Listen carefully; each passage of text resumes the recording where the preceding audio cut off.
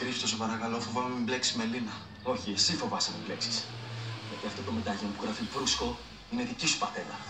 Τι θες να πεις, Ότι έχω αγοράσει 2-3 και τα χάρισα σε γυναίκες και τις σκότωνα. Είσαι γελίος. Τίποτα από αυτά.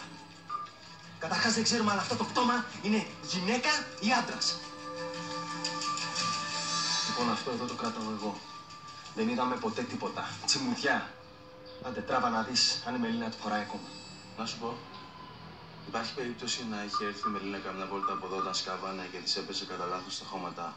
Θες να ξέρω, ρε φίλε, αν ήρθε βόλτα από εδώ. Εσύ δεν ξέρεις. Γιατί αν υπονοείς μυστικό ραντεβουδάκι, είσαι πολύ μεγάλος κοπάδος. Λοιπόν, φύγε, γρήγορα.